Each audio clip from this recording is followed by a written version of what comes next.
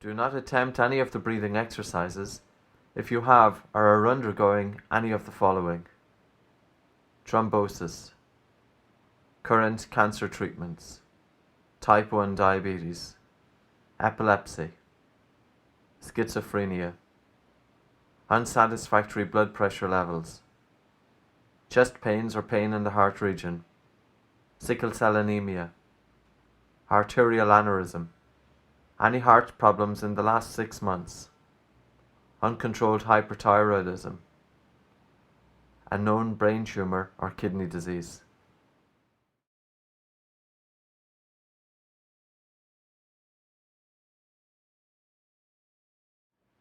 The following group of people should have a very gentle air shortage only: severe asthmatics and people with emphysema and COPD, type 2 diabetes, pregnant, anxiety or depression, migraine sufferer, gastrointestinal problems. For this group, the air shortage should be very gentle and exercises are limited to number 2 and 6.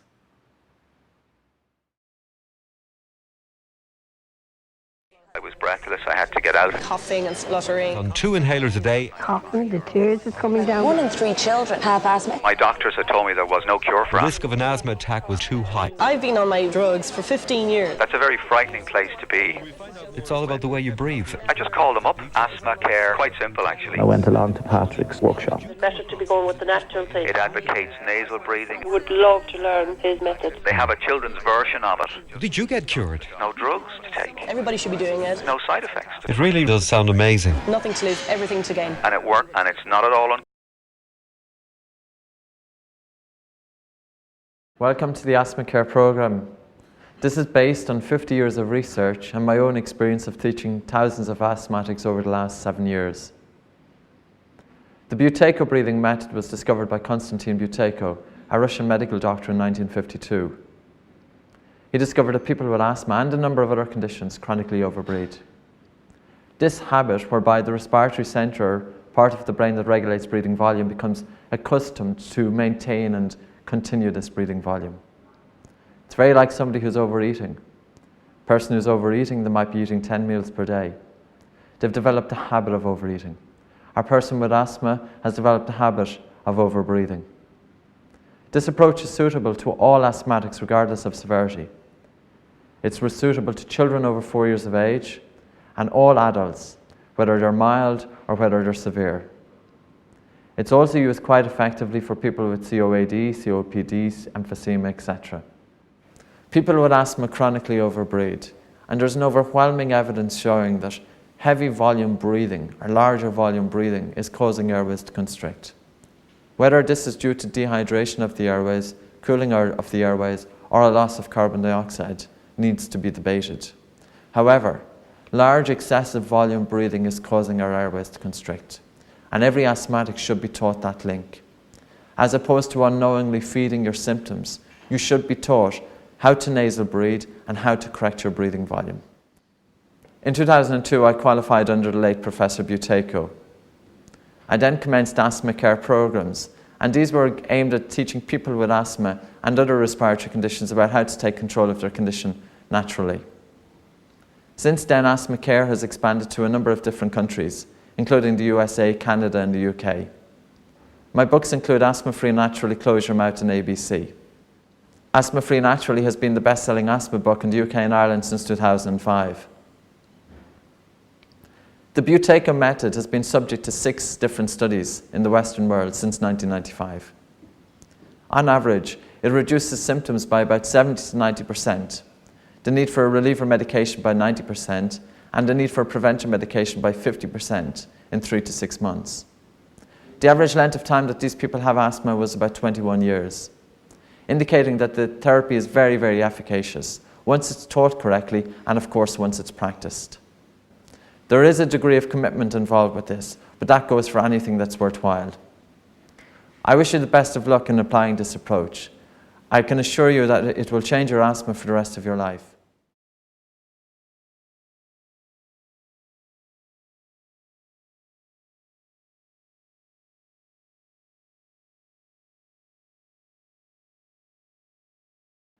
Cleansing reactions are indicative of the powerful physiological effects that correction of your breathing has. As your CP passes through 10, 20 and 40 seconds, you may experience an aggravation of your symptoms. Typical symptoms for those with asthma include increased secretions of mucus from the lungs. You may have a head cold with runny nose. You may experience diarrhea, more frequent visits to the bathroom. You may have a loss of appetite. If you do, wait until you're hungry to eat. You may have increased yawning and fatigue. You may have insomnia or a general feeling of being unwell. If you've been taking large amounts of steroids, you may have a smell from the skin.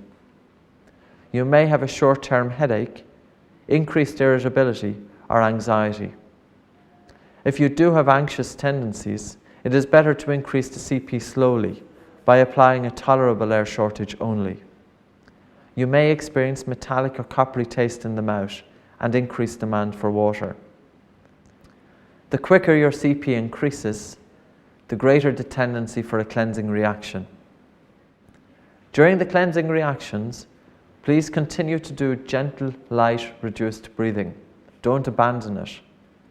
The exercises most suitable during the cleansing reaction is exercise number 2 and number 6. In addition to doing the reduced breathing exercises, drink water.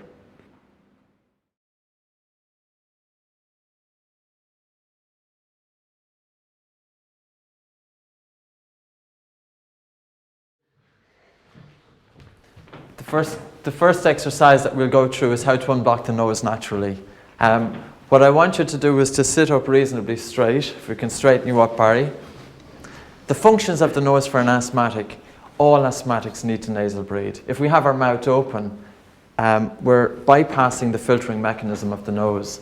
Our nose is very, very effective at filtering incoming air. It removes 3/4 of germs and bacteria. It moistens incoming air. It warms incoming air. It regulates volume.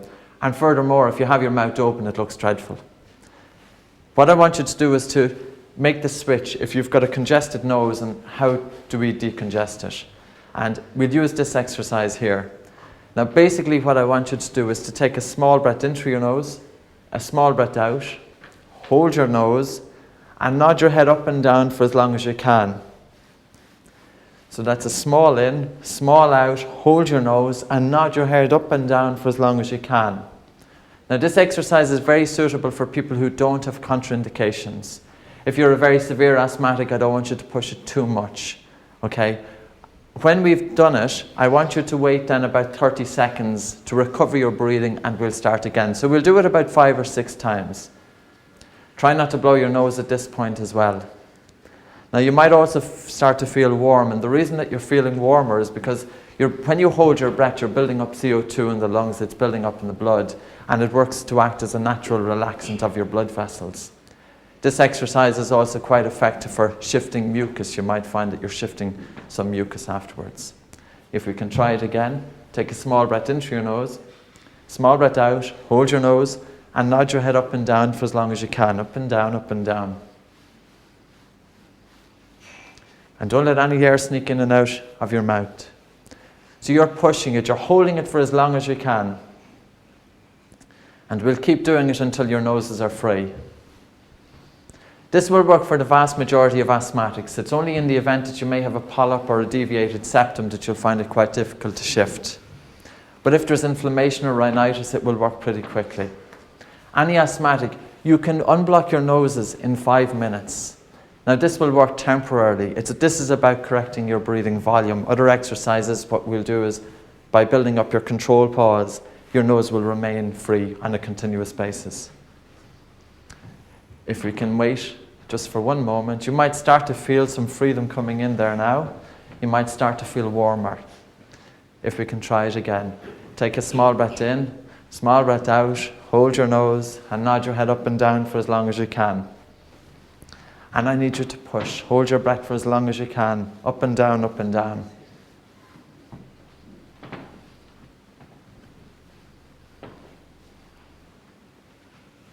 That's it. So the aim is to hold your breath for as long as you can, as if you're underwater. We all know that swimming has been quite beneficial for people with asthma. When we're swimming, our face is submerged. This is pretty much in the same guidelines. We're doing some physical movement and at the same time we're holding our breaths. Now what I want you to do is to keep your mouths closed. If you've had your mouth open for the last 10, 15, 20 plus years, you might feel that as soon as you close your mouth, you might feel that you're suffocated, that you're not able to get enough air in. This is only a temporary measurement. For instance, you feel suffocated. Now I want you to continue to keep your mouths closed. If you were weighing 25, 30 stone and you were eating 10 meals per day and you suddenly go from 10 meals per day, somebody says to you, you're eating far too much.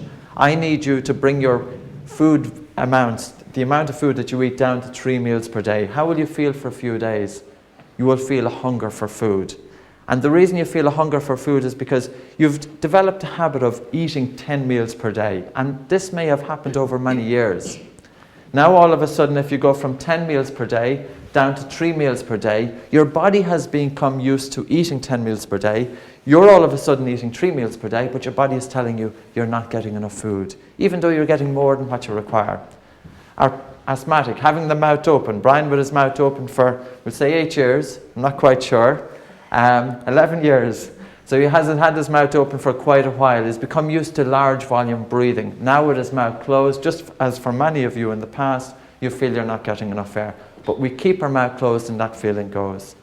Can we practice that exercise again? We want to keep doing it until our nose gets free. If we take a small breath in, take a small breath out, hold your nose, and nod your head up and down for as long as you can. Up and down, up and down.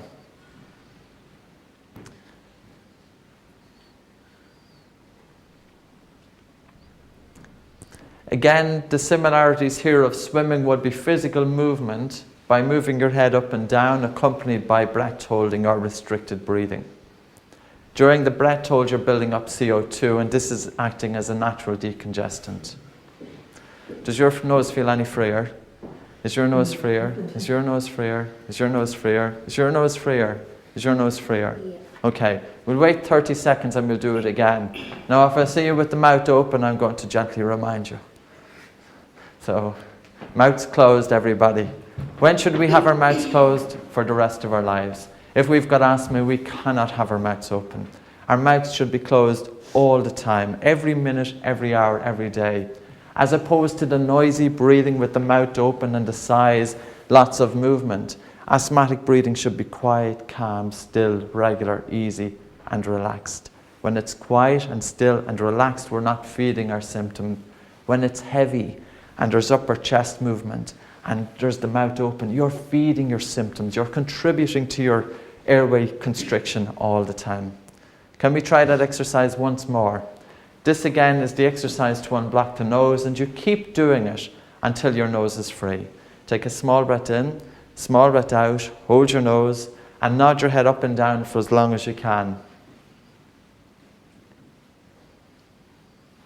So the aim here is to push. Now if you do have contraindications as mentioned in the manual, go gently with this exercise. You're better off using exercise number 6. But the aim here is everybody here is healthy. There's no blood pressure, no diabetes, no other conditions, just asthma, so we can push. Okay, so you're holding your breath for as long as you can. Okay, that's exercise number 1.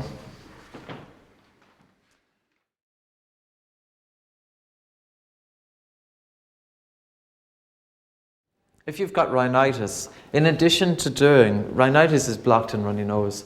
In addition to doing your nose and blocking exercises, it's also very effective is to use a saline rinse. And basically what you do is you get maybe half a pint of water, boil it and allow it to cool, and put in a few grains of sea salt, allow it to dissolve. How much? Small amount, sprinkle, maybe 1/8 of a teaspoon. If you put in too much, it stings. Then get the solution, pour it into one palm of your hand, hold one nostril and snort it up into your nose. Allow it to come out. Then pour it into the other palm, hold it up and snort it into the other nostril and allow it to come out. And repeat again, back to the other hand, snort it up each nostril. And continue to do it until you've used maybe a half pint or so or a cup. By then, that's a natural antibacterial and it's a natural cleanser of the nose. Your nose will start to feel freer. It's essential that you do that. Likewise, for people who are going to bed at night, and if you're very severely nasally congested, you will need to wear breathe right strips. So in addition, that's depending on the degree of nasal obstruction. If you're very congested, you will need to do the nose and blocking exercises and do your reduced breathing before you go to bed. Wear breathe right strip, use the saline rinse, and wear tape across your mouth. And this is only for a short term. This is in order to help free your nose. Because otherwise, if you feel too suffocated, you'll abandon it. So we'll use the breathe right strips to help keep your nose dilated in order to take more air in, and that will make it easier for you. As your CP increases, your nose will start to naturally relax.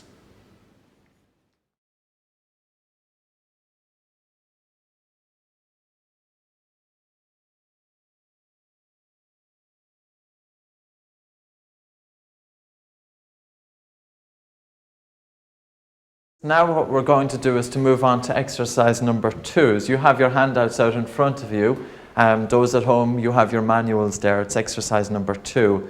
Now, the 2 measurements that we use for exercise number 2 is measure the pulse and measure the control pause. And what I'd like you to do is to measure your pulse. And first of all, you'll find your pulse. Take your left hand, your wrist crease, come down about an inch and place your 2 fingers.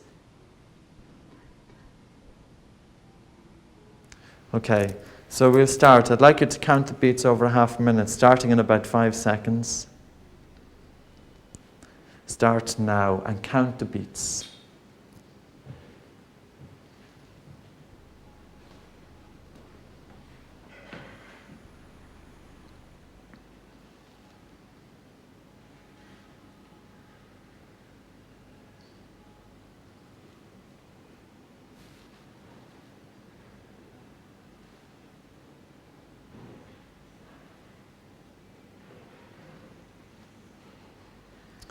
And stop. Did anybody lose count? You have your pulse? Did you get yours? You did? Okay. If you multiply it by 2.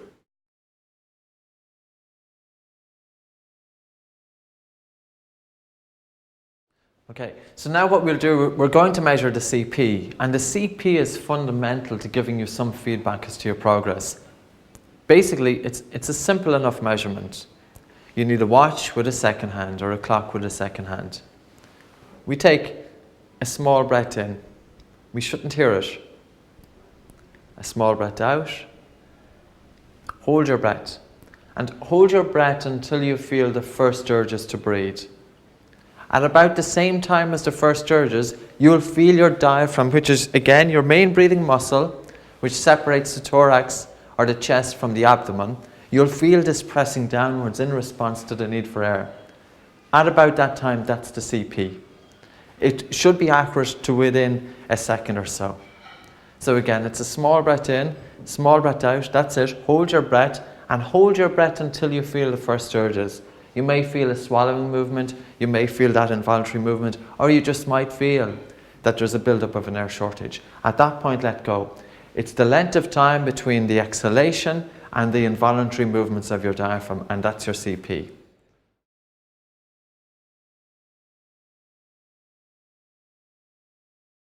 Okay, you have your control poses, you have your pulse. You take a record of them.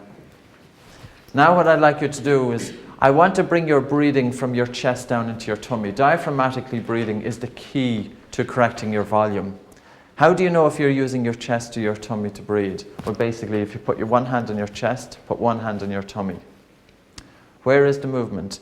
You're sitting up straight. I'd like you to put your 2 feet flat on the ground, and I'd like you to have your knees that are slightly bent forward. Slightly bent forward. Your knees should be lower than your hips, because sitting up at a straight posture will help you to reduce your breathing. This would be the right-hand rule of Buteyko. Okay. Now you're feeling your breathing and sense which part of your body is moving. Is it your upper or is it your lower? Which part of your body is moving? If you put one hand upper and one hand lower and sense your breathing. I want to bring your breathing down into your diaphragm. The reason for this is because the greatest concentration of blood is in the lower lobes of the lungs. If you're upper chest breathing, it's inefficient and it's also a contributor to chronic hyperventilation. It's more effortful. Relaxed breathing is using the stomach. If you were to look at a newborn baby, they have their mouths closed and they diaphragmatically breathe. How do we relax this area around here? We relax it by tensing it a little bit. So don't worry about your breathing at this point. All I want you to do is to start feeling this area around the abdomen. I want you to push your hand out like that, and then I want you to draw your hand in. And don't worry about your breathing. Push your hand out. All I want you to do at this moment is to be moving your tummy in and out. Move your stomach in and out. Draw your hand in. I want you sitting up straight, Barry. Push your hand out and draw your hand in. Push it out. Push your hand out. That's it, David. Draw your hand in. That's it, Stephanie. No, push your hand out, Stephanie, and draw it in. That's it. Push, that's it, Francis, and then draw it in. That's it, Damien, you have it. Now when you're comfortable with moving your hand in and out, Barry, push your hand out. Now draw it in. Push your hand out, that's it. Now draw it in, and allowing your shoulders to relax. Push your hand out, and now drawing it in. Now what I want to do is we go on to step 2, and that's merging your breath and your abdomen movements together. When we take a breath in, our diaphragm is pressing downwards, and this will cause our abdomen to come out and our ribs at the side to come out a little bit. Okay? When we take a breath in, stomach or belly out. When we breathe out, stomach or belly in, and we need to get them in the right order. So, when you take a breath in, I want you gently to push your tummy out. Now at the start you may have to exaggerate it, and this will help just to loosen up and to relax the diaphragm. Instead of tension there, which is keeping our breathing in the upper chest, which is continuously causing us to chronically overbreathe, and thus in turn cause our symptoms. Now, back to that. When you take a breath in, I want your tummy to come out. Okay, so it's breath in, tummy gently out. Breath out, tummy gently in. Breath in, tummy gently out. Breath out, tummy gently in. That's perfect. That's perfect. I want it quiet, even though you might have to exaggerate it at the start. I think it's gone a little bit upper chest. So you use your mind and use your attention, Stephanie. When you take a breath in, push it. You might have to exaggerate it. Push your tummy out. Purposely push your tummy out. And then when you take a breath out, draw it in. And just practice and do your, that's perfect. Breathe in, belly out, David. Breathe out, belly in, that's perfect. Good man, you have it. Okay, you have it too. Now you're diaphragmatically breathing, but that on its own isn't good enough. What we want to do is, this is about learning how to breathe less. Our person with asthma is breathing 2 to 3 times more than what they require. And by practicing this exercise, we're resetting the respiratory center within the brain. Okay? So what I'd like you to do is to start practicing this exercise. I'd like you to start reducing your breathing and quietening your breathing. So with it, your hand again on your chest and hand on your tummy, I want you to have no sounds from your breathing. I want you to start allowing your breathing to relax, to allow it to quieten, to allow it to come down. If there's any tension, bring attention onto any part that's tense, tense it a little bit and allow it to relax. This is the left hand rule. This is decreasing the depth of breathing by relaxation of the respiratory muscles to create a need for air. I want your shoulders to drop. I want your breathing volume to quieten. And how do you know you're doing it correctly? I need you to feel slightly suffocated. I need you to feel as if you're taking part in a walk. Hide that noisy breathing. I want it to be so quiet. We should never hear our breathing with asthma. Mouths are closed, sitting up straight, feet underneath, lower than our hips. Our breathing quiet. Okay, so with attention on our breathing for the next 4 minutes, I want to create the feeling of a need for air. I want you to feel breathless. We're learning how to breathe less, feel breathless. Hide your breathing, quieten your breathing. Do you feel a shortage of air, Barry? Do you feel that you want more air? Do you want more air? Do you feel it, Stephanie? Do you feel it, Francis? Do you feel it, David? Allow your breathing. Now, your stomach shouldn't get tense. If your stomach is getting tense and hard and jumpy, abandon it for a minute and then come back to it. It's by allowing your breathing to relax, allow it to quieten, your breathing volume will come down by itself. The movements will naturally reduce by about 20-30%. It's a small breath in and a gentle, relaxed breath out. Small breath in, gentle, relaxed breath out with no sounds. Quiet, gentle, easy, relaxed breathing. So what I'd like you to do is, in the next couple of minutes, is again to measure your control pause. And your control pause is the length of time that you can hold your breath for comfortably. And this will give you feedback in between each set of exercise. So we do 4 minutes of reduced breathing, then we take our control pause. 4 minutes of reduced breathing, control pause, 4 minutes of reduced breathing, control pause, and 4 minutes of reduced breathing, control pause.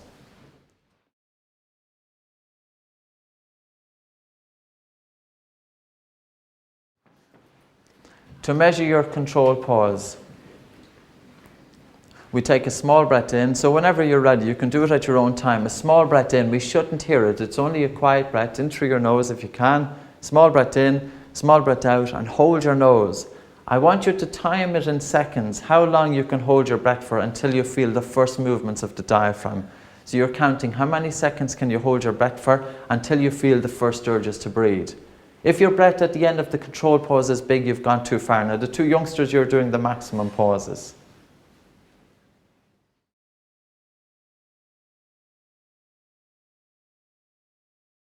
What I'd like to do is to do another 4 minutes of reduced breathing. So again, if we can place our hands on our chest, our hands on our tummy, and I would like you to first bring attention onto your breathing. Feel your breathing. Feel each breath coming in and out. You might feel it coming in through your nose. You might feel it at the back of the throat. You might feel your chest rising up and down. You might feel your abdomen or stomach coming in and out. Bring attention to your breathing and follow your breath. Now what I would like you to do is, when you take a breath in, is to gently move your tummy outwards. And using your mind to reduce the upper chest breathing. I'd like you for your shoulders to drop, Barry. For your hand to be here, one hand, that's perfect, just like that. Feeling your breathing. When you take a breath in, your tummy gently comes out. When you take a breath out, your tummy gently comes in. Make sure they're in the right order. Breathe in, belly out, breathe out, belly in. They go in opposite directions to each other. That's diaphragmatic breathing. Now the next stage is bringing it together. I need you to allow your breathing now to quieten. Allow it to still, allow it to relax, allow it to become calm, without putting any undue pressure to start manipulating breaths, etc. Just allow your breathing to slow down. If you want a tip, you can take a 3/4 of a breath in and a relaxed breath out. A small breath in and the relaxed breath out. But by allowing your breathing to slow down by relaxation, by diaphragmatic breathing and without tension. If your stomach gets too hard, if your stomach gets jumpy or your diaphragm starts involuntarily moving, there's too much of an air shortage. So the key is, make sure we have an air shortage. I need you to feel breathless. I need you to feel suffocated, and I need you to feel this for the duration of the 4 minutes. You'll also feel warmer. You'll find that your fingers are getting warmer. And this is due to the vasodilation effect of the CO2. So reduce your breathing, quieten your breathing, still your breathing, and calm your breathing. No more noisy breathing from asthmatics. The heavier you're breathing, the more you sigh, the more you have your mouth open, the more you sniff, the more you feed your symptoms. The more movement we see, the more we're feeding our symptoms. Do you feel the need for air? Do you feel the need for air? Stephanie, do you feel the need? Francis, do you feel the need? Damien, Sinead, you feel the need for air. Maintain that need for air. Still quiet, allowing your breathing to relax, sitting up straight without compressing the diaphragm, allowing your breathing to quieten, allowing your breathing to relax. So by having our hands on our chest and tummy, I want your breathing to relax. No sounds, nice, quiet, easy, gentle, calm. Feeling that need for air, feeling breathless, and feeling a need for air the same as what you'd have after measuring the control pause. The need for air should be the same intensity. It shouldn't be stressful. Diaphragm shouldn't be jumping. Rate, the number of breaths per minute shouldn't be getting faster. We're allowing our breathing to quieten, allow it to slow, allow it to still.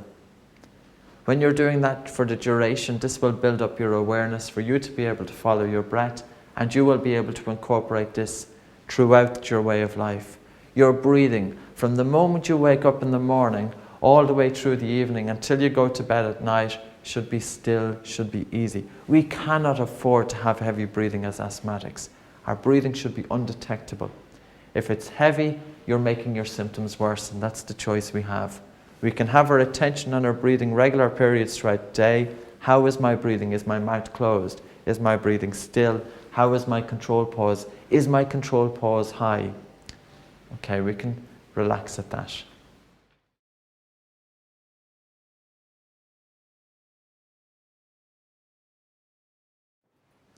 To measure your control pause,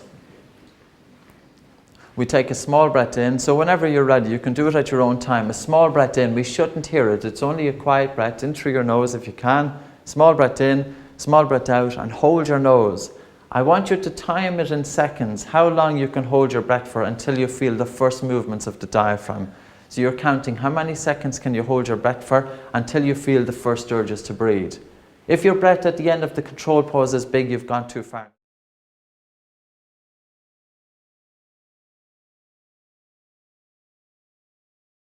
We've taken the control pause, so we'll go on to our third set. Again, I'd like you to put your hand on your chest, your hand on your tummy. I'd like you to feel your breathing, and I'd like you to start allowing it to relax by itself. When you take a breath in, your diaphragm will press downwards and will gently push your tummy out. This is quiet, still, relaxed, easy breathing. I need you to feel an air shortage. I need you to feel that you're not getting quite enough air. I need you to feel breathless.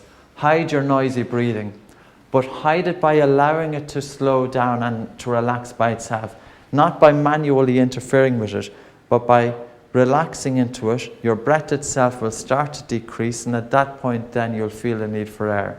For the duration of the 4 minutes, I need you to feel a shortage. This is about breathing less. People with asthma, we breathe too much. Our breathing is noisy. Our breathing is heavy. This is about resetting the respiratory center within the brain to bring our breathing volume down to quiet, normal levels. As opposed to having big, heavy breathing on a continuous basis, we're learning to breathe quiet, still, relaxed, easy, and calm. There's a saying from Lao Tzu, a Chinese philosopher, 500 BC, the perfect man breathes as if he does not breathe. Anybody you notice they're breathing while they're sitting down at rest, or heavy breathing during low or small physical exercise, it's not good. And with asthma, the more movements you have, the more your symptoms are going to be present. Your CP is reflective of that. The lower your control pause, the heavier your breathing during rest. So when you take a breath in, your tummy gently comes out. When you take a breath out, your tummy gently comes in, at the same time to be allowing your breathing to relax, to allow it to quieten. Do you feel a need for air? Do you feel a need for air? Do you feel a need for air? Do you feel a need? Do you feel it? Do you feel it? Do you feel warmer? Do you feel warmer? Do you feel warmer? Do you feel warmer? You feel warmer? You feel warmer? Okay. As you're reducing your breathing, CO2 is building up in your blood. It's helping to open up your airways, and it's naturally relaxing blood vessels. It's also enhancing the release of oxygen from hemoglobin within the red blood cells. In fact, breathing quietly and allowing your breathing to be relaxed and quiet and regular and still enhances oxygenation of tissues and organs. If you're heavy breathing with the mouth open and panting, blood vessels are constricting. Main blood flow going to the brain is reducing significantly, and this is contributing to fatigue, which is so common amongst asthmatics. We're learning here to bring our breathing volume to quiet, normal, still by relaxation. If there's any tension there, bring attention to your breathing. If necessary, you could tense. If it's the upper chest, tense it a little bit, and then just to relax it. Follow your diaphragm. As you breathe in, your diaphragm, your tummy gently comes out. As you breathe out, your tummy gently comes in. It's so quiet, it's so still. You sit up straight for me, Barry. And ideally, as we have our knees at a lower point than our hips. Do you feel a need for air? It's not just that we have a need for air for a few seconds within the 4 minutes, but we feel an air shortage throughout the 4 minutes. Do you have a need for air? Do you have a need for air? Do you have a need for air? Do you have a need for air? Do you have a need for air? Excellent. So we'll keep it up. 30 seconds left. Calm, still, quiet, gentle breathing. No sounds. Mouths are closed. Breathing is undetectable. It's unnoticeable. This is perfect breathing. This is the way to build up our CP. When your CP is greater than 20 seconds, your morning CP, your main asthma symptoms are gone. But you will have exercise-induced asthma. You'll cough, you'll wheeze, you'll be breathless all the time as long as the CP, the morning CP, is less than 20 seconds. Now, ultimately, our aim is to build that up to 40. When your CP is 40 seconds for 6 months, asthma as a condition, you have no symptoms. Inflammation is being treated. You have no airway constriction, even when exposed to triggers, airborne triggers such as animal dander pollen. If you have your CP at 40 seconds for 6 months, you can say, my asthma, I'm free from asthma. Okay, we can relax at that.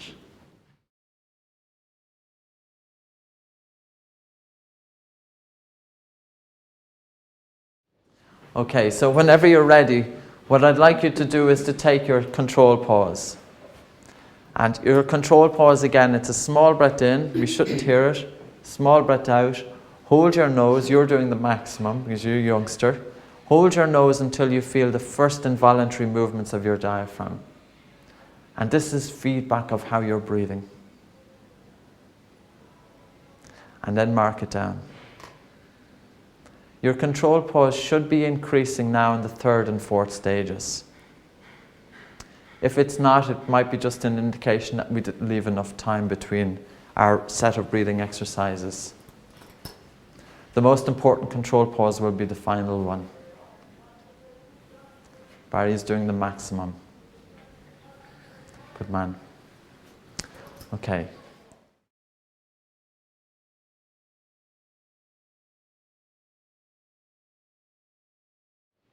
I wanted to do a simple version of that exercise for people who might not have understood this one here, diaphragmatic breathing with reduced breathing. This isn't about diaphragmatic breathing, this is about breathing less. So if you think and you spend your weeks learning how to diaphragmatic breathe, but you do nothing to address the volume, you won't make progress. It's about learning to take less air, to bring our breathing volume down to a more normal, quiet level.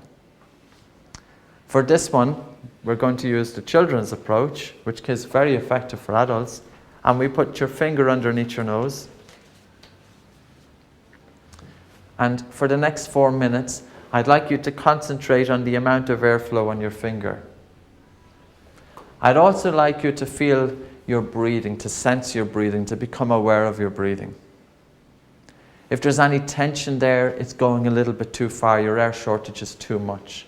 If you find that your diaphragm is moving up and downwards or jerking involuntarily, there's too much of an air shortage, abandon it and come back to it. Again, it's reduced volume of breathing by relaxation, by allowing your breathing to quieten, by allowing it to relax, allowing it to still. You have your attention on your finger. Maybe one option would be just to take enough air into your nostrils. I can hear your breathing, Barry. It should be quiet. Quiet. Small breath in and a gentle, relaxed breath out. Small breath in and a gentle, relaxed breath out.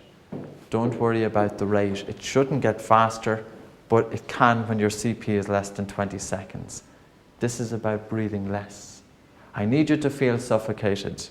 Unless you have an air shortage, it's a waste of time. And I need you to feel that suffocation over the course of the 4 minutes, because the suffocation is as a result of the buildup of CO2 in our blood. Our respiratory center in the brain is sensing the buildup of CO2 and is stimulating you to breathe more. But we want to reset that. And over the course of 9 to 12 minutes of reduced breathing, of feeling that air shortage, we start resetting the respiratory center. We need our breathing to be quiet, relaxed, still. Concentrate on your finger. Tiny breath in, and a relaxed breath out. Do you feel an air shortage, Barry? Dave, Stephanie, Francis, Damien, Sinead? Now, if it gets too tense that your stomach is involuntarily moving, you've gone a little bit too far. Just come back to it. I want the feeling as if you're going for a gentle walk, an air shortage. I need you to bring attention onto your breathing. Follow each breath. Breath in, breath out. Breath in, breath out. Breath in, breath out. And hopefully your rate isn't as quick as I described there. So again, for 4 minutes is feeling that need for air. Will you sit up straight for me, Barry? Good lad. If you're sitting slouched like that, you're going to compress your diaphragm. This sends your breathing up into your chest. Allowing our breathing to quieten, allowing it to relax, and allowing it to still.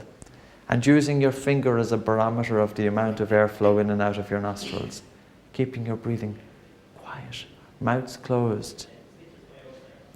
Your breathing is quiet, your breathing is regular, your breathing is still, your breathing is easy, your breathing is calm. And initially we do this during our exercises. But the aim is to be incorporating this into our way of life. No matter what you do during the day, your breathing is quiet. You're in bed at night, your breathing is still. You get up, you go about your physical activity, or you go about driving to work or at work, etc. Some attention to your breathing. How am I breathing? Is my mouth closed? Is my breathing still, or is it heavy? Is it erratic? No sighs. And the more you work to allow your breathing to relax, the higher your CP. Your CP should come up by about 3 to 4 seconds every week. Every time your CP comes up 5 seconds, you will feel better. What I would like you to do, we've just completed our 4 sessions of 4 minutes. And to determine if we were doing our breathing correctly, and you had an air shortage, and also that you had relaxation, we measured a control pause. And the feedback from the final control pause will tell you exactly. Number 1, did you have the air shortage? Number 2, did you reduce your breathing? And thirdly, were you relaxed? Okay, so if we can measure the final control pause.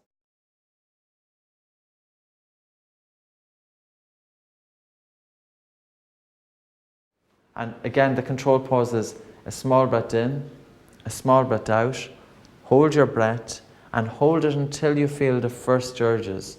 At the same time as the first urges, your diaphragm will press downwards. That's your control pause. Barry, you're doing the maximum, that's okay. So in your own time to measure your control pause. Small in, small out, and hold your breath until you feel the first urges.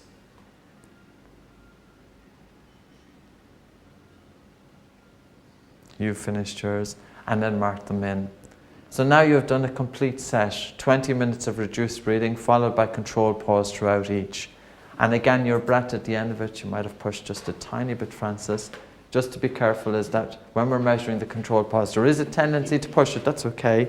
There is a tendency to push it, it's just take it until you feel the first urges, that your breath at the end of it shouldn't be bigger than it was at the start. The control pause 50 years ago is estimated to be about 35 seconds. The control pause in today's day and age is about 10 to 15 seconds.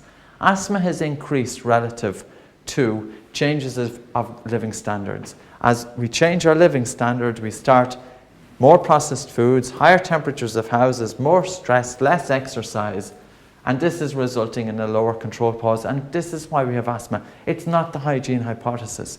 If we look at countries such as Brazil, there's paper after paper showing that asthma is higher amongst the lower socioeconomic groups in those countries, meaning that those with poor sanitation have higher asthma rates.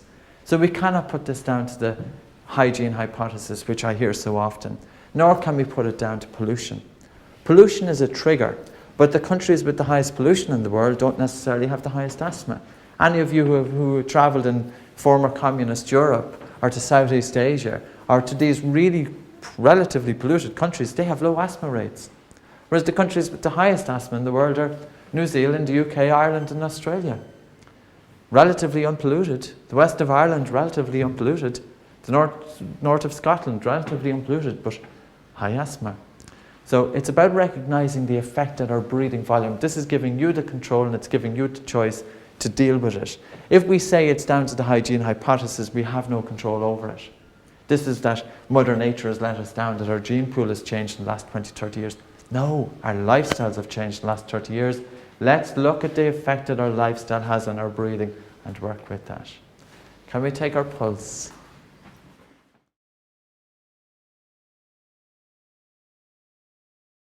Again, when you're ready, place your 2 fingers about 1 inch from the wrist crease on the thumb side of your left hand and count how many beats you have over the course of 30 seconds. Would you like to start? In about 5 seconds, we're just going to count how many beats you have over the course of 30 seconds, starting from now.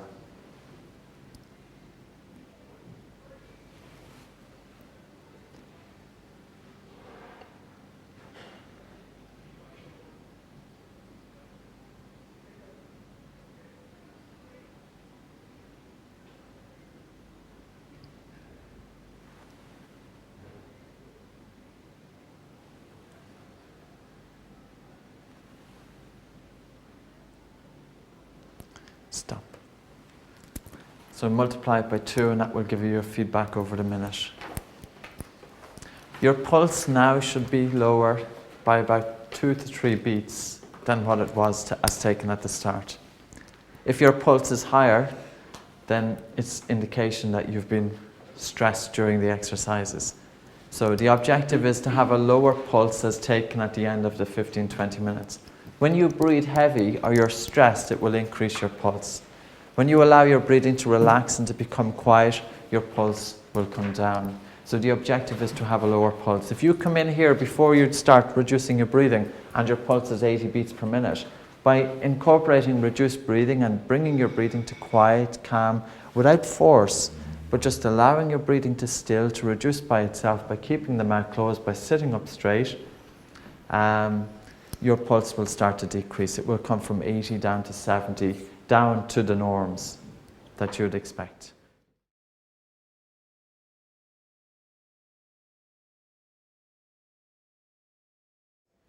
The next exercise that we'll do is we're going to do walking with the mouth closed.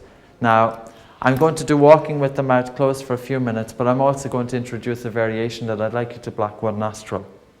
Because again, the objective is to create a need for air. I need you to feel breathless. With physical exercise is absolutely an imperative with asthma. Our issue is, if we look at the CO2 model, is that we've low alveolar CO2, that we're breathing too much, so we're blowing carbon dioxide from the lungs. We have 2 ways of increasing CO2. One is we learn to breathe less, and the second way is we learn to produce more CO2. Moving our muscles generates more CO2. Through the oxidization of carbohydrates and fats, our inner respiration or metabolism generates more CO2. Years ago, we were doing lots of physical exercise. We were working hard, generating plenty of CO2, less asthma, higher CPs. Okay, so a number of things to take into consideration. If your control pause is less than 20 seconds, you need to go very gently with physical exercise because your breathing volume will increase higher than the rate of CO2 accumulation. Meaning, if your CP is less than 20 seconds, there's a likelihood of you having an asthma attack. If your CP is 10 seconds, there's a very high likelihood of you having an attack. Your breathing is too unstable. The point here is that if your CP is less than 20 seconds, never have the mouth open during exercise. The only time that you could participate in having the mouth open or more intense physical exercise is when the CP is greater than 20 seconds. So if we can start walking around, coming up as far as myself here, and just walking continuously, and hopefully there's not too many of us that were too crowded. So we start walking just by keeping the mouth closed. So can we start with Brian, and people follow behind Brian. So you come up, Brian, and just follow here, and just making sure that your mouth is closed. And that's it. And Brian, to this side of the chairs. Okay. So this is walking with the mouth closed in order to create a need for air. At this point, we're not doing anything to disrupt our breathing. We're just walking with the mouth closed. Walking with the mouth closed. Using our muscles to generate CO2 and keeping our mouth closed will help regulate our breathing volume. have our breathing more regular as opposed to erratic and heavy. I want you to push it to the point that you start feeling a need for air. I need you to feel breathless. Now, if you don't have a need for air at that point, we're going to take it to the next step. So if you continue walking, if you get dizzy, you can pull out. Continue walking. And what I'd like you to do now is to block one of your nostrils. Block the free nostril. I need you to breathe through your blocked nostril. Now, this is going to create resistance. And this is going to create a stronger need for air. With physical exercise, you can have a greater need for air than if you were sitting down. So the need for air here can be higher or stronger than sitting down. And again, this is going to be suitable for people with no contraindications. Our group of people here have just got asthma, and their CP is all over 10 to 15 seconds. So this group is perfectly suited. Physical exercise, restricting one nostril, building up a need for air, and generating and retaining CO2. So again, we keep doing it. This is also a wonderful way of doing it if you're warming up for physical exercise. That's it, Francis. If it's too much, just relax and then start off again. Now you'll start to find that your blocked nostril will free it. This will free your blocked nostril. Your nose may stream, but continue to do it. Get out for 20 minutes to a half an hour walk at least every day. And during that time, ensure you've got a need for air. All of the exercises are designed to create a feeling of suffocation. Do you feel suffocated? Damien? Do you feel it? Do you feel it? Do you feel it? Do you feel it? That's it. Feel that need for air and feel suffocation. If it's too much, that's it, just release. But then try and do your best. Keep the mouth closed and block one nostril.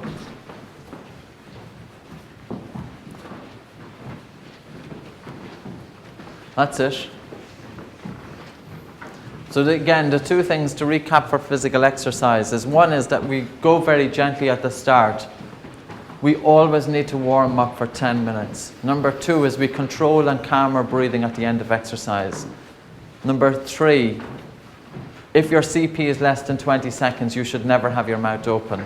Number four, to increase your CP from 20 to 40 seconds, physical exercise is necessary. When your CP is 20 seconds, we should start incorporating jogging, exercise bike, treadmill, weights, etc. Harder physical exercise in order to build up that air shortage. The higher your control pause, the less you're breathing at a given pace and a given duration. So as a coach, if you were to measure the control pauses of each individual within the group, those with the lower control pauses will get breathless first. Those with the higher control pauses will have the greater efficiency during sports. So now you can just relax and we'll stop. That will be enough for that exercise. So that's perfect. So we'll just allow your breathing just to quiet and allow it to recover.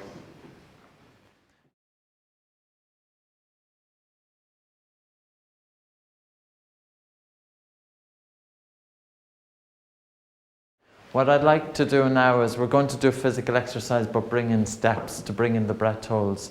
So you're walking and then breathe in, breathe out and hold your breath. Hold your breath until you feel a reasonably good air shortage. Don't overdo it and then continue to walk. Is that okay?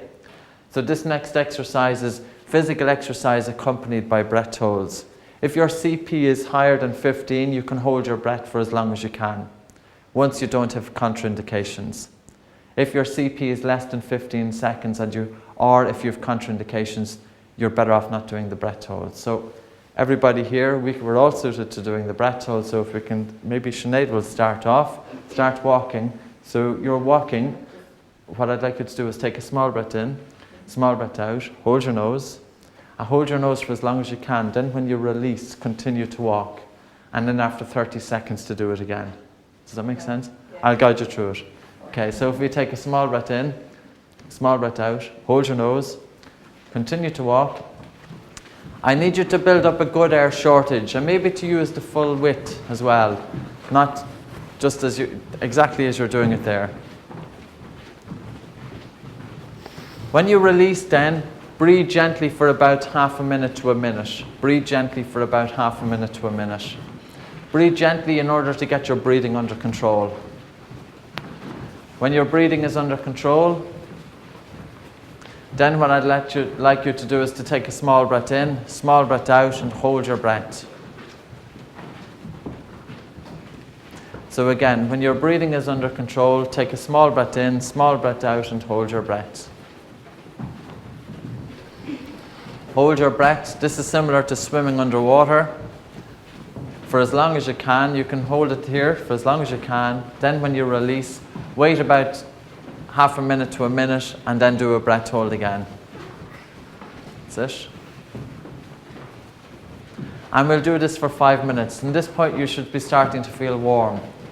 This exercise is ideally suited after you've done some reduced breathing. And we've done 20 minutes of reduced breathing, so it's prepared you for it.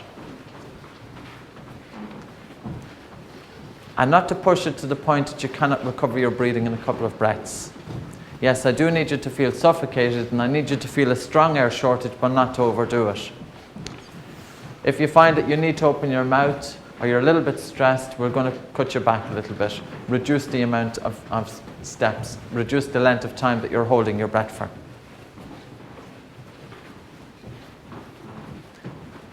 And again, after about 45 seconds or so, small in, small out, and hold your breath until you feel a large air shortage. That's it, Barry. This is also a very good exercise to unblock the nose. If you are feeling fatigued, it's a very good exercise. If you're chesty, it's not a great exercise because it could disrupt your breathing.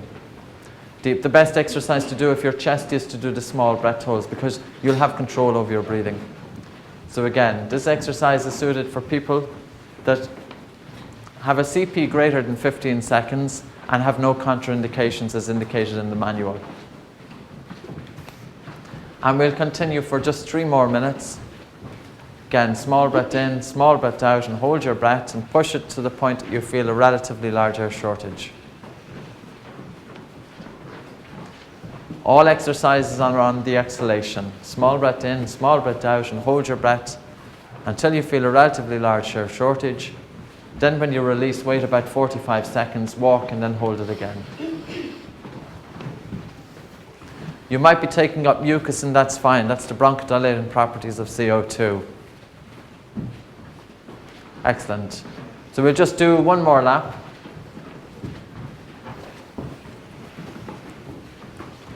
Small in, small out, and hold. And then we can take a rest. So whenever you're finished, we can just relax. Okay, so we can stop at that. And just then allow your breathing to recover, allow it to calm, allow it to quieten. So always after physical exercise, our breathing is quite heavy. Get it under control as quick as you can.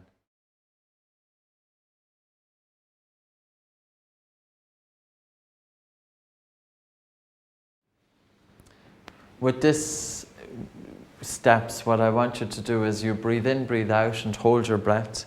And at the last few steps, go a little bit quicker. Then when you release, walk a few steps then to recover. Okay, so we'll take a small breath in, small breath out, hold your nose, and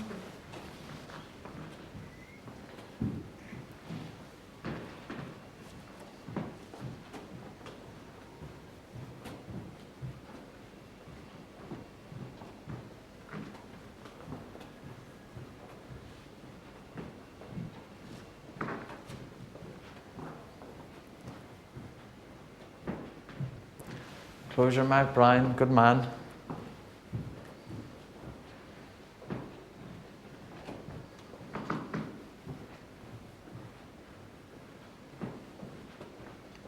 So at the last couple, just go a little bit quicker. When you release, then continue to walk so you can recover your breathing. Okay, so you're under pressure there. Continue to walk and get your breathing under control. That's exactly how to do the steps. And now get your breathing under control. So you've pushed it. The steps are well suited to you. You're young, you're fit. Any time where steps are less than 60, your main symptoms are present. Anybody, child or adult, if the steps are less than 60, there's coughing and wheezing present. And the steps, the beauty about steps is that it gets you there a little bit quicker. But the steps isn't the exercise. The main exercise is doing the reduced breathing, correcting your breathing volume. And This isn't so much as a method, but this is about correcting your breathing. It's about incorporating this into your way of life. We have a choice as asthmatics. We can go around puffing and panting on a continuous basis, or we can have calm, gentle breathing. To do our steps as a group, small in, small out, and hold. I need you to hold your breath until you feel a large air shortage. When you feel the large air shortage, go a little bit quicker at your last couple of steps, then release, and then walk a few paces to get your breathing under control. Okay, if we can start. Small in, small out, hold, and off you go.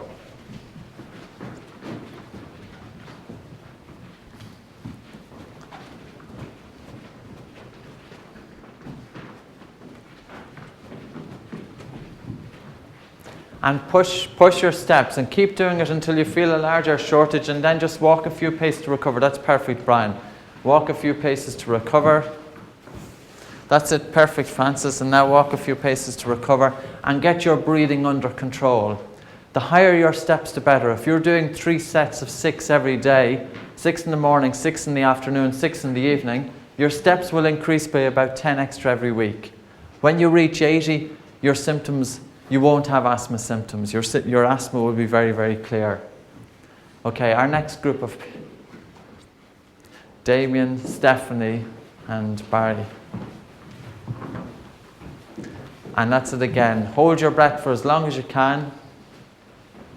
And when you're coming towards a strong air shortage, go a little bit quicker at the end. Then when you release, walk a few paces to get your breathing under control. That's it, perfect, Damien. And now walk a few paces and get your breathing under control. That's it, good lad. Walk a few paces, get your breathing under control, and it's that push all the time.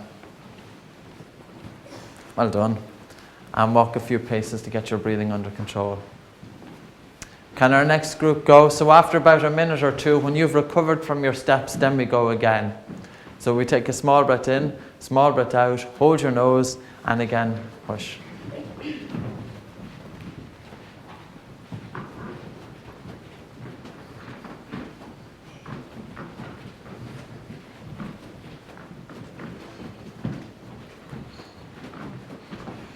That's it.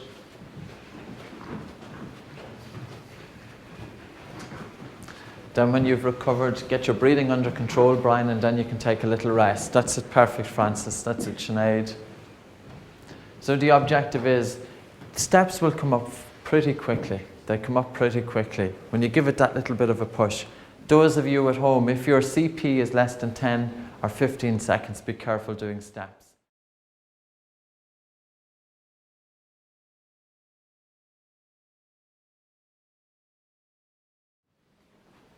This exercise is exercise number 6. It's very suited if you've got symptoms, if you're elderly, if you've got contraindications, or if you've got a low CP. If you're wheezing or coughing, this is the best exercise to use. The key about asthma is overbreathing is causing our airways to constrict. Our airways constrict, and as a result, we feel we're not getting enough air. In response to that, we start to breathe heavier. We breathe heavier, this is feeding back into our symptoms and causing our airways to constrict.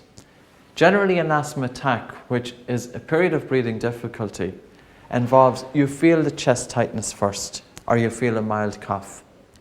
And it's after a period of time, it can be minutes, but it can be hours, that you feel your chest is getting more difficult to breathe, that it's not quite as free as it should be. As you feel that it's not quite as free, you start taking more air in. This is a cycle of hyperventilation, and this is contributing and making your symptoms worse. So we need to break that pattern. The way to break it is, the first signs that you feel chest tightness, you start calming and getting your breathing under control. And the best exercise for that is many small breath holds, number 6. Now, if you're a person that's very, very chesty, you can be doing this exercise all day. Because the beauty about this exercise is it's not going to disrupt your breathing. It's a very easy exercise. Okay, so I'll explain it. We take a small breath in through our nose, small breath out, hold our nose. And you hold your nose for 3 to 5 seconds. If you're having an attack and your CP or your control pause is about 6 seconds, we'll then hold it for 3 seconds. Okay, so if we can start. So what we're doing is we're doing a breath hold, then gently breathing for about 10 to 15 seconds, then a breath hold, then gently breathing for 10, 15 seconds, breath hold, etc. Okay, if we can all start. If we take a small breath in, small breath out, hold your nose. 1, 2, 3, 4, 5. Let go. Now gently breathe. The earlier you start doing this during an attack, the better. So you gently breathe without interfering with your breathing for about 10 seconds. And again, small in, small out and hold. 1, 2, 3, 4, 5. Let go. Gently breathe. So you're gently breathing for about 10 to 15 seconds. And this helps calm your breathing volume from being very, very quick. Helps get it under control quickly. Now, if you haven't calmed or stopped your attack in 5 minutes, make sure you take Ventolin or whatever reliever medication you have. If we can do it again, small in, small out and hold. 1, 2, 3, 4, 5. Let go. Gently breathe for about 10, 15 seconds. So we'll wait our 10, 15 seconds. So during this time, you're just breathing as you are. No interference. And again, small in, small out and hold. 1, 2, 3, 4, 5. Let go. Gently breathe for about 10 to 15 seconds. How long do we do that for? Well, if you were somebody who was coughing, and your coughing again, which is disruptful of your breathing, is making your symptoms worse, you need to do this until you stop coughing. If you need medication, take your medication alongside it. But say somebody who's coughing and they're coughing continuously over a number of hours, do breath hold after breath hold after breath hold after breath hold after breath hold, and that will get coughing under control.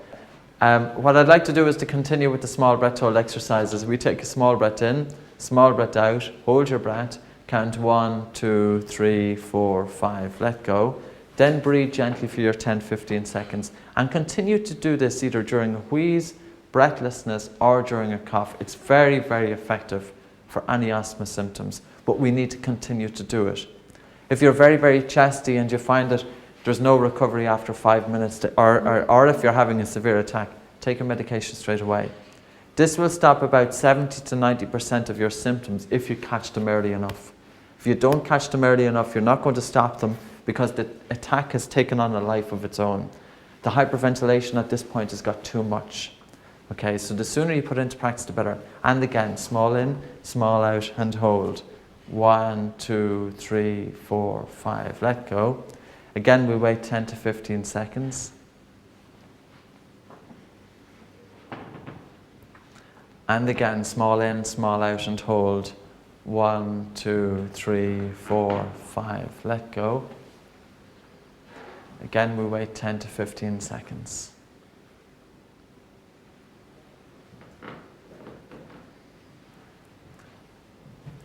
And again, small in, small out, and hold. 1, 2, 3, 4, 5. Let go. And wait 15 seconds. Now, if you're coughing, and a cough is more disruptful than a wheeze, the number one thing is not to take the big breaths during the cough because that will just feed back into your symptoms. If you feel a tickle, hold your breath or swallow or try not to cough. There's no such thing as a productive cough. If you want to take mucus from the airways, hold your breath. If you hold your breath, the mucus comes up naturally. So, in order to help stop this whole cycle of coughing, if you really need to cough, well, first of all, you try not to cough. But if you really need to cough, cough with your mouth closed. Like that. You try and cough with your mouth closed so it's not disrupting and making your breathing bigger. Because if you just give in to one cough, the one cough will cause the next, and the next, and the next. And if you're anyway severe at all, it can take you into a full-blown attack.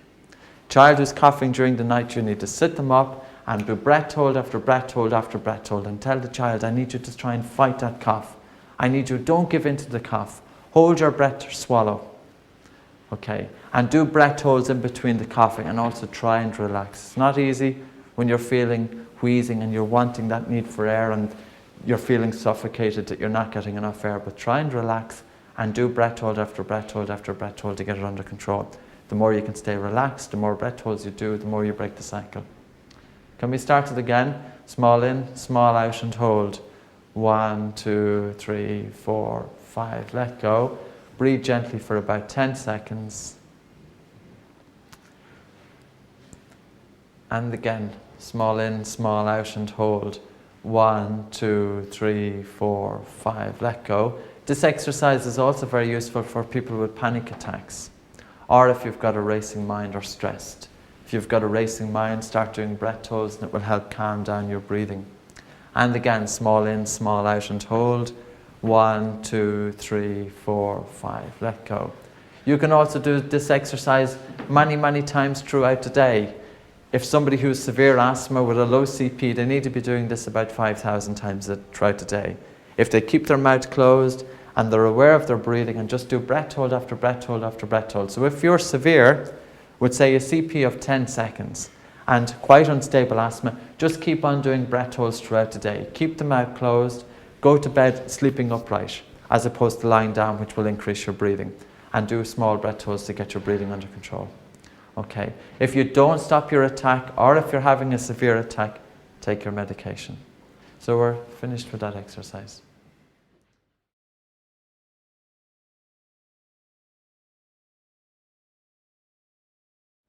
The significance of your CP is that the lower your CP, the greater your asthma symptoms.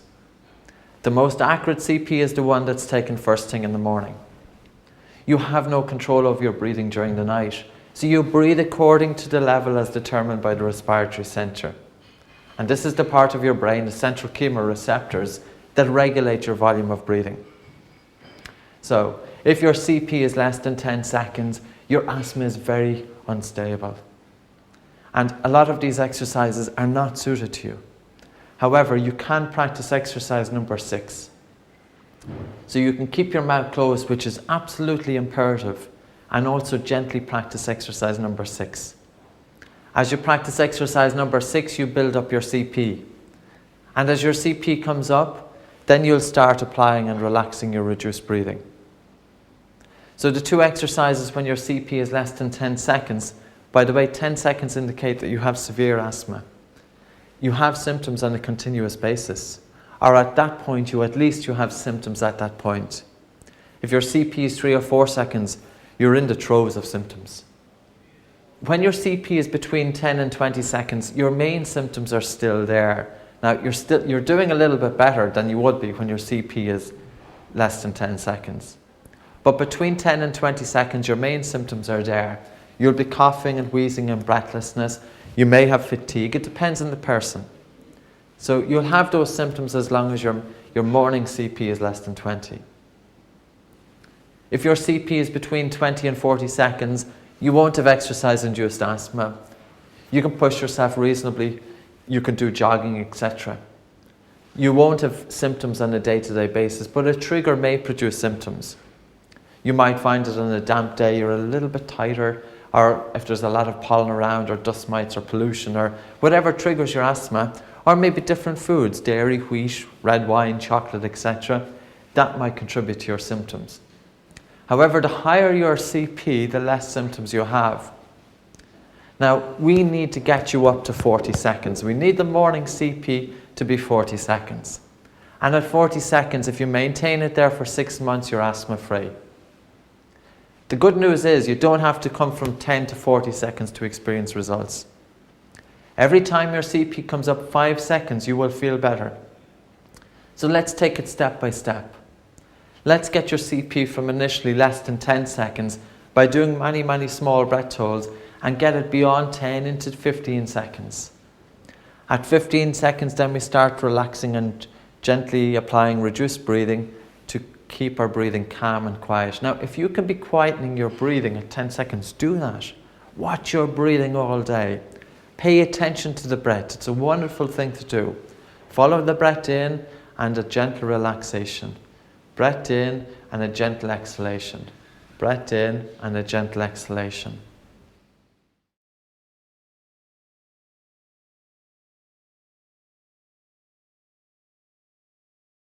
The 3 steps to increasing the CP are: number 1 is we stop big breathing. We must keep our mouth closed all the time. Now, initially you might feel that you're not getting enough air. Don't worry, you're getting plenty of air, but your body has become used or accustomed to this heavier breathing. Look at your movements. How much movement is there? If you're walking down the street with your colleague, do you find that your breathing is a lot heavier? Well, that's the habit that you've developed. And that's the habit that's feeding into your asthma. So we keep our mouth closed. Even if you feel a little bit suffocated, just work with it. The exercises will remove that feeling pretty quickly. Secondly is to stop yawning, or at least yawn with your mouth closed. Don't use yawning as a way of taking more air into the body. The body might play a few tricks on you. You're not getting enough air. I need more air in. Take a big yawn, and you take the yawn in. By the way, as your CP increases, your energy levels too will improve. As we said earlier on, each 1 millimeter drop of mercury pressure of CO2 reduces blood flow to the brain by 2%. Heavy breathing blows off carbon dioxide and the main blood flow to the brain constricts. Fatigue. Number 3 is to stop sighing. Don't give in to your sighs. 1 sigh every 7 minutes is enough to maintain big breathing. With a low CP, our breathing is erratic. It's jumpy, it's noisy, it's loud, it's big, it's heavy. Another factor to stop big breathing is never to hear your breathing during rest. Breathing should be undetectable. Yes, when you go and do physical exercise, your breathing can increase. That's okay if there's a relative compensation. If your breathing volume is increasing relative to good metabolic production of CO2, that's okay.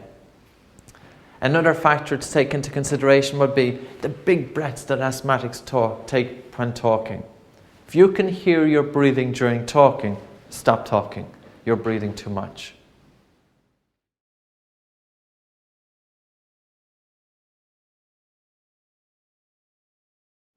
Each exercise has its own function. Number 1 is at the start. You may have a blocked nose, so you breathe in, breathe out, and hold your breath for as long as you can, and use some physical movement, and that will decongest the nose. You do that quite a number of times, every minute or so until your nose is free.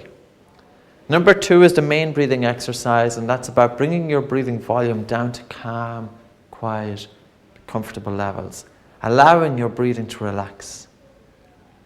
Creating the need for air. After 9 to 12 minutes of the need for air, the increased CO2 penetrates the blood-brain barrier and starts resetting your respiratory centre.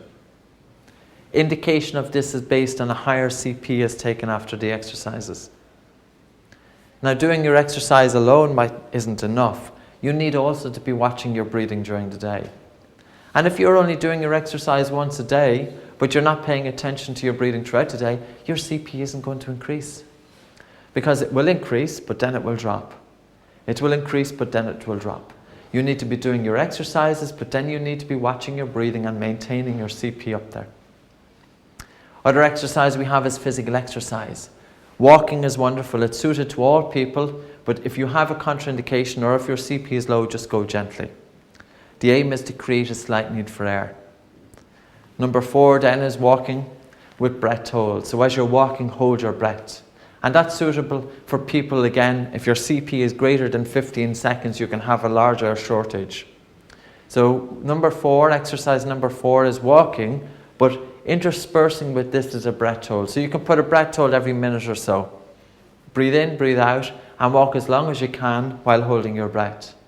When you release, then breathe and continue walking for about a minute or so.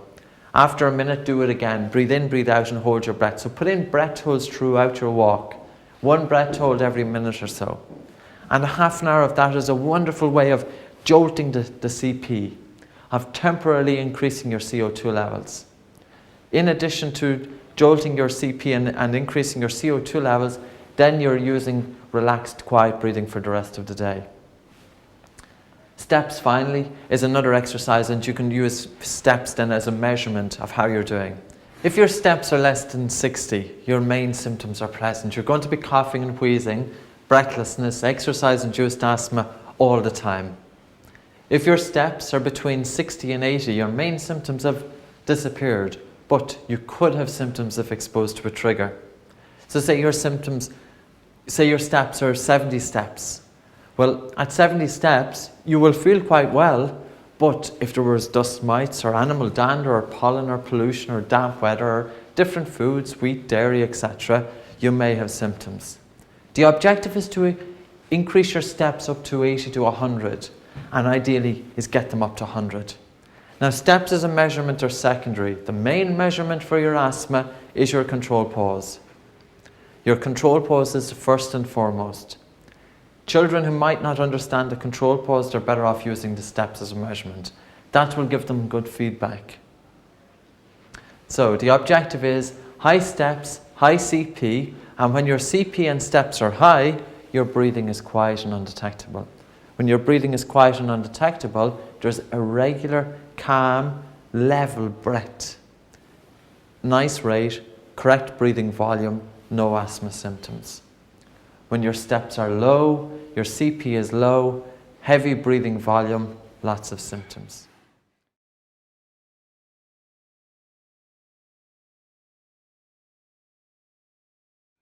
Sleeping is of crucial time for people with asthma. It's the time of greatest risk of attack. Most asthma attacks, which are periods of breathing difficulty, happen between 3 and 5 o'clock in the morning. Likewise, 4 o'clock in the afternoon is the best time, usually for asthma. During sleep, you're lying down for a number of hours, and your breathing volume relative to your bodily needs is quite excessive. Listen to the breathing of any person with asthma. Oftentimes they snore. Also, they can have sleep apnea, and sleep apnea would be cessation of breathing during the night. So you'll have somebody who's thunderously snoring, and then they stop breathing for maybe up to a half a minute. Then they'll wake and they'll thunderously snore and stop breathing. This again is common with asthma. Other symptoms related to sleep would be attacks between 3 and 5, needing to go to the bathroom at about 6 o'clock in the morning, waking up quite fatigued and unable to get up out of bed. You've had 10 hours sleep of heavy breathing and you wake up as if you had no sleep. It's the quality of sleep that we're looking at here, and sleep is an important time to address. Number 1 is bedrooms should be cool, no central heating in the bedroom. If a bedroom is hot, you're going to breathe heavy. Likewise, your duvet. If it's too hot, you're going to breathe heavy. Third factor would be not to eat for a few hours before you go to bed. You shouldn't have any food for about 2 to 3 hours before bed. If you do, it will increase your breathing volume. Another factor would be if you're having symptoms, don't lie down whatsoever. Don't lie down. If you lie down and you're having symptoms, you're going to be woken with an attack. The best way to sleep if you're having symptoms is sleep up straight. This way your breathing volume is kept at a quieter level and there's less likelihood of it taking you into an attack. Another factor is if you're having symptoms prior to going to bed, take your medication and also set an alarm clock to wake you up. If you know from your history that you're awoken during a symptomatic period at 3 o'clock every morning, set an alarm clock to wake yourself up at 2. When you awake, do small breath holds, but get your breathing under control. Take medication if necessary. The worst position to sleep is on the back. If you're sleeping on your back, there's no restriction to your bodily movements. The best position from Buteyko's research is the left-hand side. When you're asleep on your left-hand side, you tend to use the left lung more than the right. The left lung is smaller due to the position of the heart, and as a result you breathe less. Another good position is the tummy. If you're sleeping on your front, the mattress, which should be relatively hard, not soft mattress encourages big volume breathing, but a relatively hard mattress is placing some restriction. There was a policy or a tradition years and years ago for young babies to be swaddled quite tightly. And maybe old wisdom, they had a point. Why would they swaddle babies quite tightly? Babies, they were swaddled quite tightly, which would have reduced their breathing volume and which would have helped to have a more healthy baby. One of the crucial factors for asthma is that asthmatics tend to have their mouths open at night. They don't just have their mouths open during the day, but also they'll sleep for 6, 7, 8, 9 plus hours with their mouths open. What we need to do is we need to ensure that the mouth is closed, and one way that works best is using a paper tape. It's a gentle paper tape.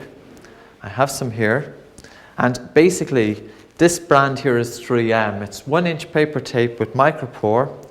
It's hypoallergenic, so it won't produce any allergic reactions, and you take off about 5 or 6 inches. I need you to fold over a tab at the top of maybe 1 centimeter or so.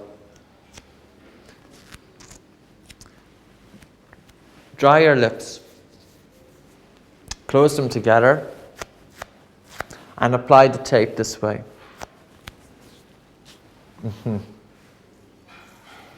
Tape is also quite useful if you do have your mouth open during the day and you're not aware of it.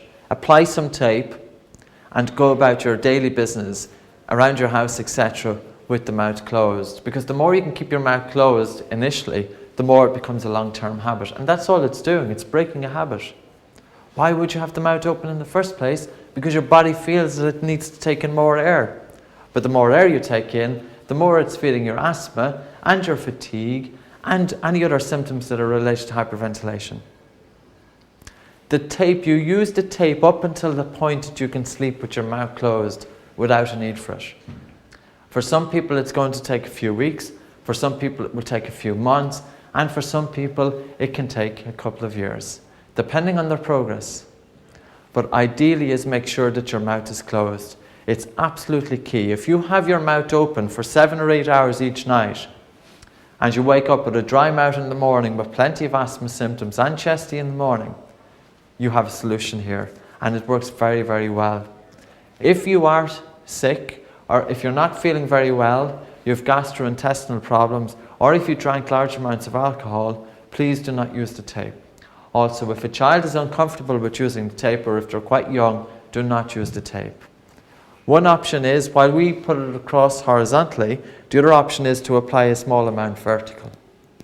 And if you're a little bit panicky about using the tape, apply it for about 20 minutes before you go to bed. This will help overcome any panicky feelings. I can assure you that your restful night's sleep and the freedom of breathing in the morning will be more than enough to justify wearing that tape.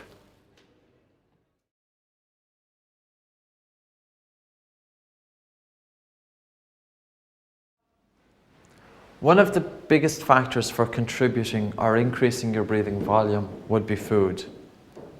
This program, the Asthma Care program, is about 10% food, 15% physical exercise, and the remainder would be predominantly correcting your volume of breathing. However, if you have a dreadful diet and you're eating foods that you're intolerant to, it will keep your CP low, and as a result it will impair your progress. The first thing to take into consideration is the quantity. Overeating will result in a low CP and keep it low. Also, low CP impairs metabolism, and oftentimes people with low CPs, they crave food. They continuously are taking larger volumes of food. If your CP is less than 10 seconds, you're better off not even having a large meal throughout the day, but dividing that into a couple of smaller meals. 2 rules. Number 1 is eat when hungry, and number 2 is eat until satisfied. When you're eating food, ask yourself, do you need it? Are you eating according to times such as 8 o'clock in the morning, 1 o'clock in the afternoon, and 6 o'clock in the evening? Do you really need the food? If you want to push your CP up relatively quickly, start paying attention to your diet and start paying attention to the quantity and when you're eating food. Eat when you're hungry and eat slowly. By eating slowly, you'll have registered when you've enough and you'll know when to stop. A second factor is processed foods. An interesting book called Nutrition and Physical Degeneration. It was written by Dr. Weston Price back in the 1930s. And he went around various civilizations such as Maoris, Eskimos, North American Indians, Swiss people, Gaelic people living off the Hebrides Islands. Let's look at the Gaelic people. Their traditional diet was fish and oatmeal. And this was for thousands of years. But when commerce started coming to the island, and with commerce came chocolate and coffee, sugars, white flour, canned vegetables, marmalades, etc., one of his observations were that children became mouth breathers. It's so interesting. Before that, children had their mouths closed. When commerce came into the islands with processed foods, children felt they weren't getting enough air in through their nose, and as a result had to open the mouth. Another factor to take into consideration is the type of food and how it's presented. Canned food will increase your breathing volume. Raw food is better for keeping breathing volume low than cooked food. Fruits and vegetables have less impact on breathing volume than heavy foods such as animal protein, dairy, etc. So foods that are lighter on breathing are raw foods, raw fruit and vegetables. Foods that are heavy on breathing are animal, dairy and meats and fish. Now, fish comparison to meat, fish would be the better option because it's high in omega-3, which is a natural anti-inflammatory. A final factor to take into consideration will be foods that you may be intolerant to. Asthmatics in general are intolerant to a couple of foods. One would be dairy. Dairy affects about 50%, from my own experience, 50% of the people coming in. I've asked them over the last 7 years, have you ever reduced dairy and has it helped you? 50% said yes and 50% said no. Those that reduced dairy, 50% felt better when they reduced it, they had less symptoms and less mucus, and 50% said no. Other foods would be red wine. If you're drinking a glass of red wine, do you feel that your chest is tight, or is it tighter the following day? Chocolate, by the way, is by far the worst food for asthma, and asthmatics tend to love it. If you've got cravings for chocolate, it's a sign that you're deficient in the mineral magnesium. When we hyperventilate, our body, to maintain pH, excretes certain minerals. One would be potassium, sodium, and magnesium. By taking magnesium supplement, it's a natural bronchodilator and it helps to relax and restore your breathing volume. Other factors to take into consideration would be wheat. It's a common trigger for people with asthma. So keep an eye on these foods. First of all, as regards diet, we'll go through a recap. Number 1 is the quantity. Number 2 is processed foods. And number 3 are food intolerances. Have a look at your diet. If you're eating lots of sugary stuff, coffees and teas and white bread, etc., it's not helping your asthma. If you're eating large quantities, it's not helping your asthma. If you continue to drink red wine and lots of chocolate, etc., it's not helping your asthma. So bear that in mind.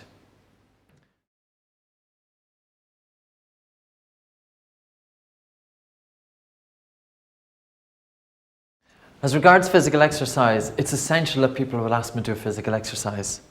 You will help your asthma greatly if you do physical exercise and once you do it within your limits. And a couple of guidelines to take into consideration. Number 1 is that when we move our muscles, we generate carbon dioxide. We produce CO2. Asthmatics, because of a fear of attack, they do less exercise, and as a result, they generate less CO2.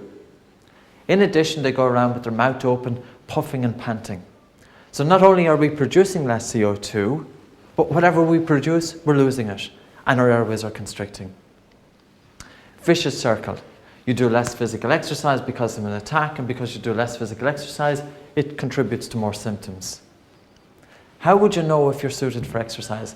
It will depend on your CP. If your CP is less than 20 seconds, go gently. Never have your mouth open, because if you have your mouth open and your CP is less than 20 seconds, your breathing volume will increase faster than your metabolic requirements, and you'll have symptoms. Remember, we have asthma symptoms due to breathing too much. How much air are you breathing given your metabolic requirements? Can you imagine somebody coming into a clinic, and if I see them coming up the stairs and they're quite breathless and I put them sitting down, I'm watching their breathing. Their breathing is very heavy. I asked them to measure their CP and it's about 4 seconds. So this person has a 4-second CP. Their breathing is heavy at rest. When they go into physical exercise, their breathing is increasing so much faster than their muscle movements, than what their body requires. And that's a habit that they've developed. This person will have constant exercise-induced asthma, heavy breathlessness.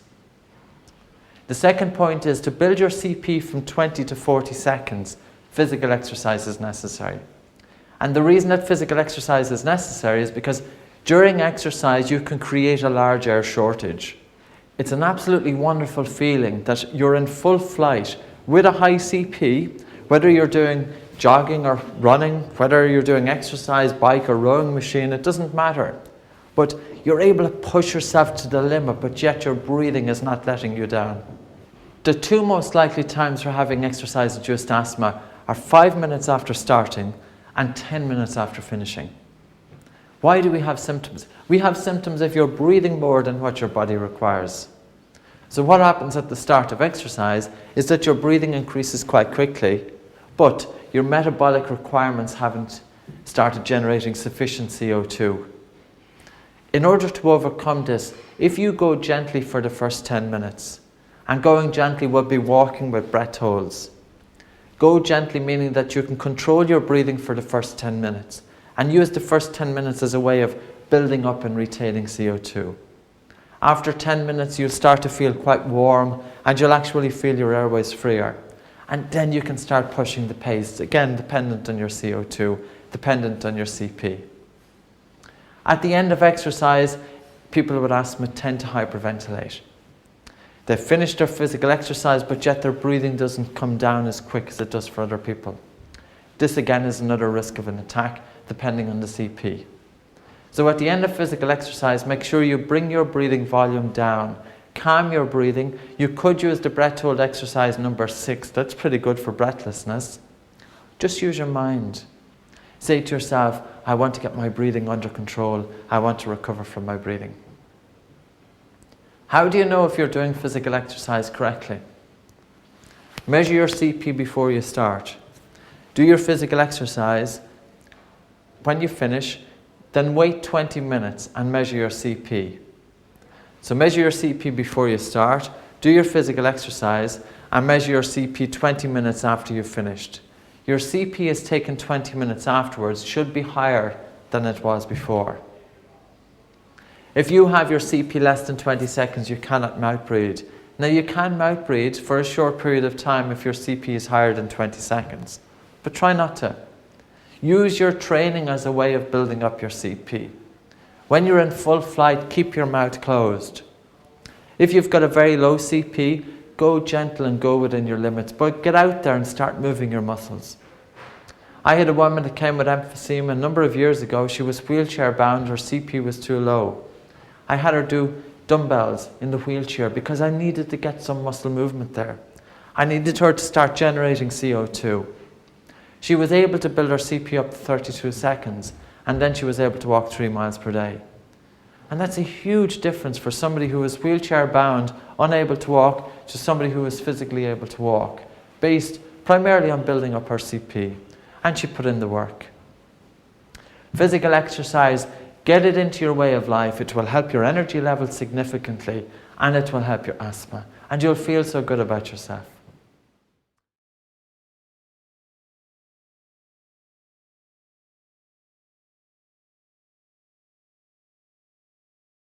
Going forward, this approach will address your asthma, and it gives you the tools to apply this for the rest of your life.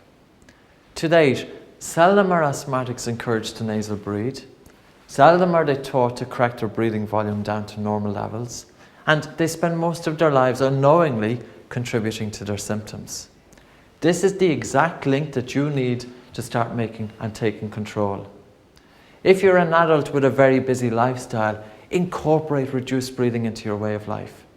Initially, you will have to spend 90 minutes per day, formally. Half an hour when you get up in the morning, half an hour during the day, half an hour when you go to bed at night. Half an hour in the morning will help prepare you for the day, and it will also recover your breathing after the night's panting. Half an hour during the lunchtime will help get your breathing, for you to pay more attention to it and help get your breathing on track during the day. Half an hour before you go to bed at night will ensure and help a more restful sleep and help calm your breathing volume during the night itself. In time, this is not necessarily a method.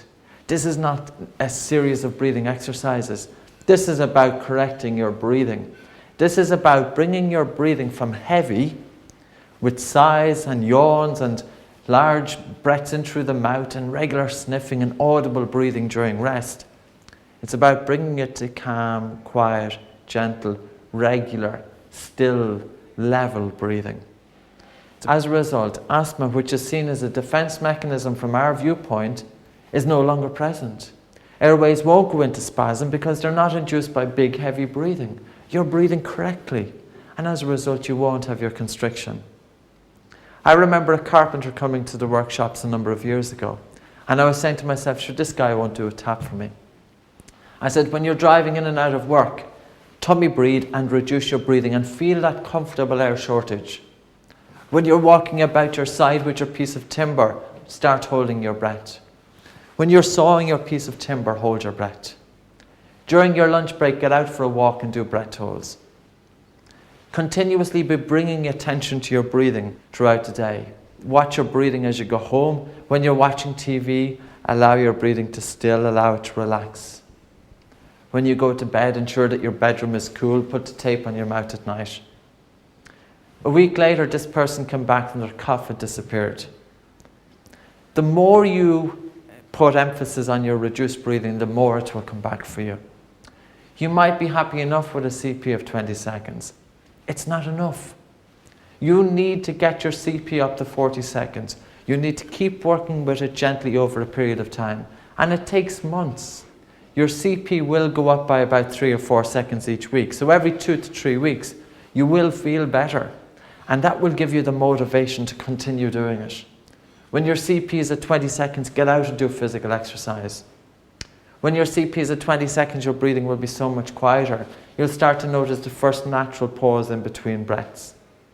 Before that, asthmatics don't have a natural pause. Their breathing is so quick all the time. As your CP goes from 20 to 30 to 40 seconds, it starts to become more level, more calm, and you have greater natural pauses in between breaths. That's when there's a natural cessation of breath. You could be driving down the street. You bring attention to your breathing and you notice that on the exhalation that there's a period of time before you need to take a breath in again. Wonderful feeling. You've got a choice. You can have a high CP or you can have a low CP and plenty of symptoms. And a low CP, it's not just affecting your asthma, it's also affecting your productivity.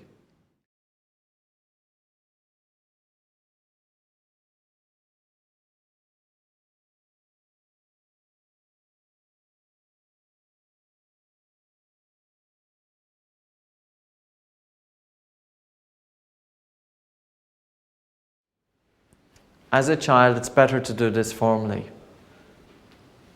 Children need to spend time doing their steps every day.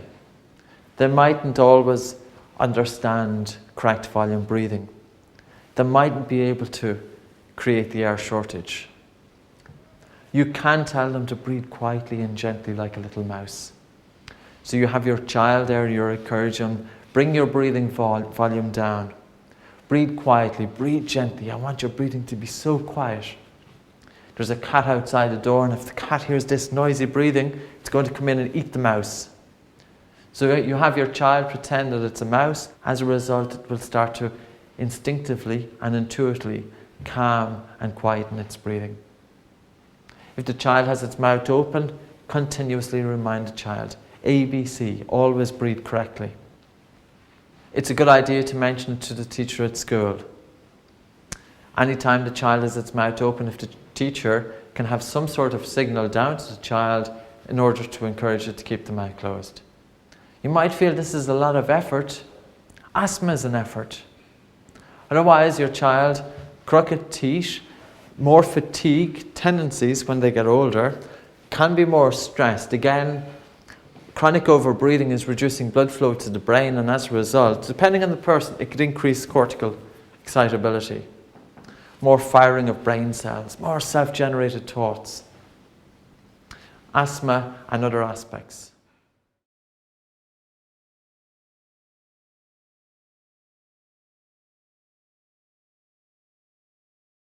If you have a low CP, if your CP is 10 seconds or less, if you're more senior or elderly, or if you have a contraindication, do not have an air shortage greater than what you would have during a very gentle walk. It will set you backwards, and it might result in a deterioration of your symptoms. The best approach in this instance is gentle, relaxed, quiet breathing with your mouth closed and small breath holds throughout the day. How many small breath holds? You could do 5,000 breath holds per day. Somebody coming in with emphysema, I need them to keep their mouth closed. I need them to be watching their breathing and do breath hold after breath hold after breath hold after breath hold after breath hold. Only for a few seconds. Only have a breath hold no greater than half your CP at that time. With emphysema, your CP might be just 6 seconds, so keep your breath hold at 3 seconds. Breath hold after breath hold. Have about 10, 15, 20 seconds rest in between each breath hold. So you do a breath hold, breath in, breath out, hold, hold, count 1, 2, 3, then let go and breathe gently for about 15 seconds or so. Then hold your breath. then breathe gently for 15 seconds, then hold your breath, then breathe gently for 15 seconds, then hold your breath, and keep doing this, and do this all day long. When you go to bed at night, sleep upright. Don't sleep lying down. When you get up out of bed in the morning, go very, very gently. Roll yourself over gently. Don't get out of bed too quick that you're breathless by the time you get to the bathroom. When your CP is low, you have to be very careful with your asthma. It's unstable, and the slightest thing will take you into symptoms. You have symptoms anyway, but the slightest aggravation of your breathing will make your symptoms worse.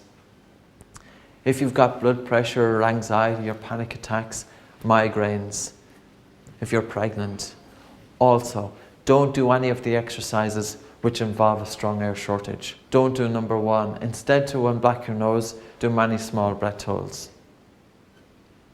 And it's by gently guiding your CP up. Gently does it. You build your CP up then maybe from 5 seconds, 6, 7, 8, 9, 10. Then you become more comfortable doing the reduced breathing. So you're interspersing reduced breathing with your breath holds. And continue going forward that way.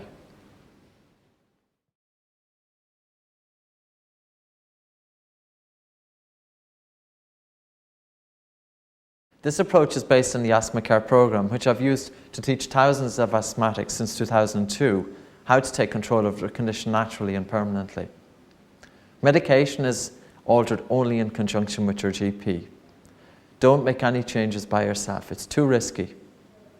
When your CP is high enough and you're stable for quite some time, 6 weeks or so, and you've had no need for Ventolin, go back to your GP and request a small alteration or a small reduction in your medication. You are now taking the first steps to take control of your asthma. This approach will do more for you in terms of benefits than anything that you've applied to date. You might be skeptical or dubious, just put it into practice. Learn to close your mouth, learn to correct your breathing volume and see what results you get in a few weeks. Be persistent. If you have a couple of bad days in a row, these are part of your asthma anyway. They're not going to suddenly go away in a few weeks. I will finish off by wishing you every success in the application of this program. It does take patience, so persevere, and it does take commitment, but continue with it. The results and the feedback and the reward that you will get will far outweigh any commitment and any time that's invested. This is the solution for your asthma. There is no other solution. There's no other therapy that will produce the results that this can do. Correcting your volume of breathing is the key for any asthmatic, regardless of severity and regardless of age, and it's the only way to take control of it. If you have any queries, please contact me directly via the Buteyko Clinic website. And the best of luck with the Asthma Care program.